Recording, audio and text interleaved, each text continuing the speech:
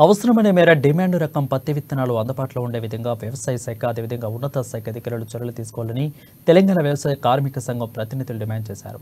ఇప్పటికే ఖరీఫ్ సాగు పనులు ప్రారంభమైన నేపథ్యంలో పత్తి విత్తనాల కోసం సీడ్ షాపుల ముందు రైతులు విత్తనాల కోసం బారులు తిరుగుతున్నారు.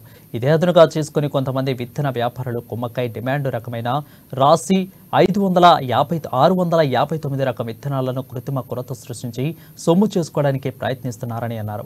వెంటనే అధికారులు రంగంలోకి దిగి దీనికి అడ్డుకట్ట వేయాలని, అవసరమైన బ్యాగులను అందుబాటులో ఉండే విధంగా యుద్ధ ప్రాతిపదికన చర్యలు తీసుకోవాలని అన్నారు. ముందస్తు ప్రణాళిక ఉంటే రైతులకు ఇటువంటి ఇబ్బందులు ఎదురయ్యే అవకాశం ఉండబోదని అన్నారు. కేవలం 1-2 షాపులకు పరిమితం చేయకూడదని అన్నారు.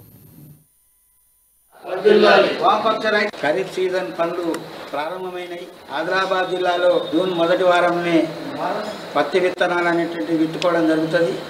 దానికి సంబంధించినటువంటి వ్యవసాయ పనులన్నీ కూడా ముమ్మరంగా కొనసాగుతున్నాయి. వాస్తవంగా వాళ్ళు రైతులు మంచి విత్తనాలు కావాలని కోరుకొని ఆ రకంగా ముందుగా తీసుకోవాలనేటువంటి ఒక ఆలోచనతో రైతులు షాపులకు రావడం జరుగుతున్నది. అందుకని వ్యవసాయ శాఖ ఒక ప్రణాళిక తయారు చేసి ఆదిలాబాద్ జిల్లాలో 4 లక్షల ఎకరాల్లో పత్తి సాగు అవుతుంది. కనీసం 10 లక్షల విత్తన సంచులు అవసరం ఉంటుంది.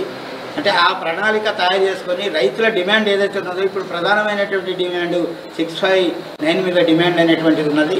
అందుకనే 659 అడుగుతూ ఉంటే ఒక బ్యాగ్కు ఇంకో బ్యాగ్ తట్టిపెట్టే కార్యక్రమం చేస్తున్నారు.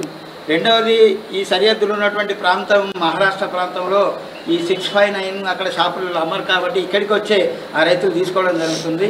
అందుకని బ్లాక్లు వేసుకొని గోదాములలో వచ్చినాయి, బ్లాక్ చేసుకొని ఆ బ్లాక్లలో పత్తి విత్తనాలని అమ్మడానికి ప్రయత్నాలు అనేటువంటి కొనసాగుతున్నాయి. అందుకనే ఇప్పటికైనా అధికారులు స్పందించి నాణ్యమైన విత్తనాలని అందించే విధంగా, అదే 659 కావాలన్నా రైతులకు అందించే విధంగా ఇప్పుడు ఎండలలో అక్కడ షాపులలో అన్ని షాపులలో ఇవ్వాలి. ఆ విత్తనాలన్నీ కూడా 1-2 షాపులలో అమ్మడం అనేటువంటి జరుగుతుంది. అది సరైనది కాదు.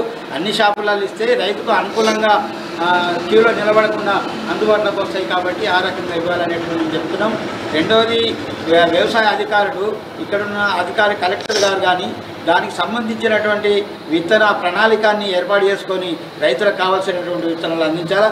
వ్యవసాయ శాఖ మంత్రి తుమ్మల నాగేశ్వరరావు చెప్పారు, దానికి సరిపడా 1,20,000 విత్తనాలు అనేటువంటి అవసరమైనటువంటిది ఉంటుందని చెప్పి వ్యవసాయ శాఖ మంత్రి తుమ్మల నాగేశ్వరరావు గారు చెప్పారు. అందుకని ఇక్కడ ఆదిలాబాద్ జిల్లాలో అన్ని జిల్లాల కన్నా ఎక్కువ పంట విస్తీర్ణంలో ఉన్నది కాబట్టి దీన్ని ఒక ప్రత్యేకత శ్రద్ధ అధికారులు తీసుకొని అందించే విధంగా ఇవ్వాలనేటువంటిది మేము ప్రధానంగా డిమాండ్ చేస్తున్నాం. నాణ్యమైన విత్తనాలు అందించాలా, కల్తీ విత్తనాలను అరికట్టాలా. కలెక్టర్ గారిని మేము కలుస్తాం. కలెక్టర్ గారు కూడా జేడీ గారిని పిలిపిస్తున్నాడు. కలెక్టర్ గారికి చెప్పి